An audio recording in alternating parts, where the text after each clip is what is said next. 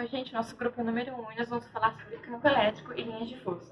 Bem, o campo é uma perturbação no espaço, é uma região de influência. Ele é gerado por uma carga elétrica em repouso, por uma massa ou por uma carga elétrica em movimento.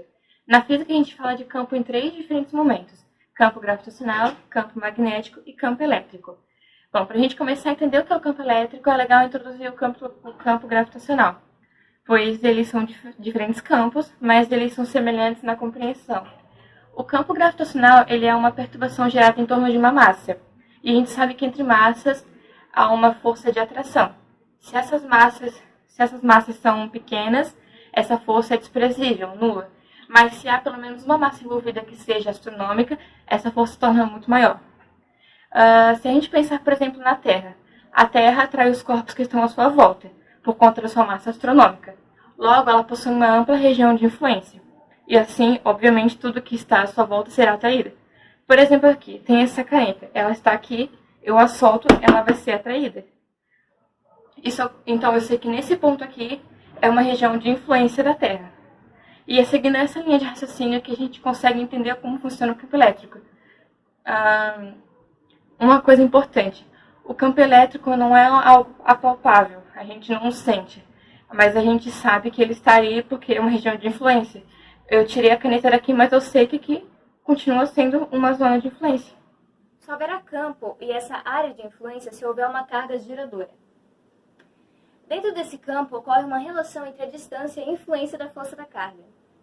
Digamos que eu pego uma carga de prova, no caso, a carga de prova é uma carga que está ali para provar a existência da influência do campo da carga central. E posicione ela aqui. E outra aqui.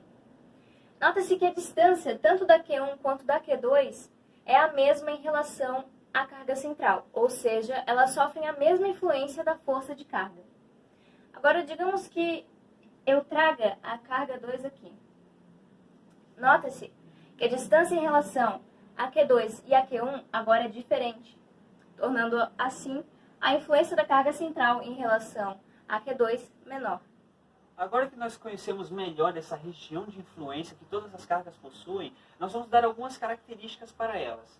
Nós vamos trabalhar com duas essenciais, são elas E, campo elétrico, FE, força elétrica.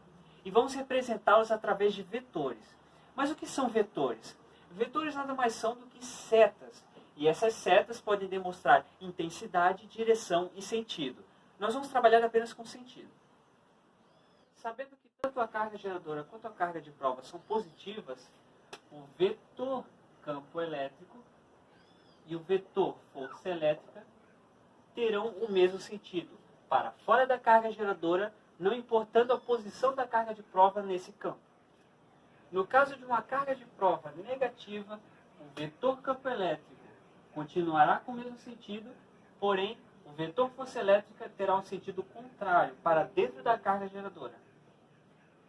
Agora, com uma carga geradora negativa e uma carga de prova positiva, o vetor campo elétrico e o vetor força elétrica terão o mesmo sentido, para dentro da carga geradora. Com uma carga de prova negativa, o vetor campo elétrico terá o seu sentido voltado para dentro da carga geradora e o vetor força elétrica terá o seu sentido voltado para fora da carga geradora. As cargas que vêm a determinar os vetores, elas na física são usadas para determinar a interação entre corpos. Aqui, por exemplo, nós temos 2 belos círculos, esses 2 belos corpos, e a interação deles sempre vai ocorrer de acordo com o que vai acontecer, segundo a terceira lei de Mendel. Para toda ação, há uma reação. Ou seja, se essas duas bolinhas se chocarem ou se afastarem, vai acontecer alguma coisa. Por exemplo, temos aqui uma bolinha com carga positiva, um corpo com carga positiva, outro com carga positiva. Ambos são a mesma coisa, são quase, digamos, gêmeos. Eles vão interagir, vão tentar se encostar. Mas não vai dar muito certo, porque a interação não vai dar muito certo, é porque eles são iguais, então eles vão se afastar. Pegando um exemplo bem simples, é como se tu fosse isso e isso aqui fosse um espelho. Se tu for interagir com o espelho vai fazer exatamente a mesma coisa que tu. Logo, não vai ter exatamente uma interação. Aí o que tu vai fazer para interagir com algo que tu quer interagir? Tu tá com vontade. O que eu vou fazer para interagir? Eu vou encontrar alguém que seja diferente de mim. Aí, no caso, temos dois corpos, um positivo e um negativo. São diferentes. Aí, opa, dá para ter uma interação entre esses dois, porque eles são diferentes. Usando outro exemplo prático, esse é você, esse é seu amigo. O seu amigo não é como um espelho. Ele vai ter pensamento diferente do seu, logo você vai sim querer interagir com eles. Isso aqui, romanticamente, fisicamente, chamamos de os opostos se atraem. Dentro da interação dessas cargas que eu acabei de explicar, há outras interações dentro das interações, o que a gente chama de linhas de força. O que são essas linhas? São um conjunto, um grande amontoado de linhas imaginárias.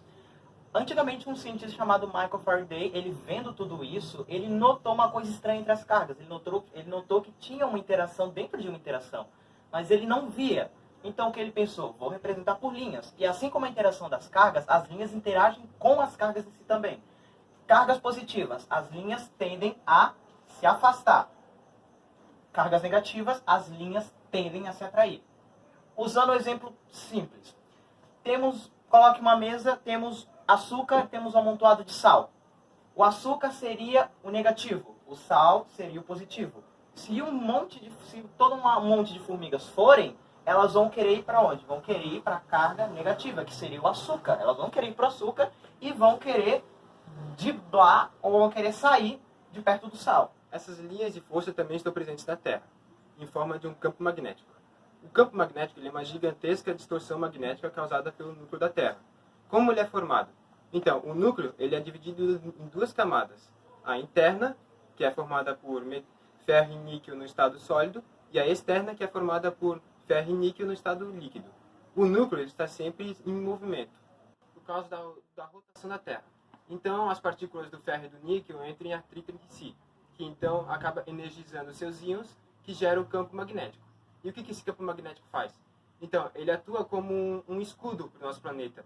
Ele desvia as partículas dos ventos solares que podiam facilmente varrer a nossa atmosfera para o espaço, que então acabaria com a vida do nosso planeta.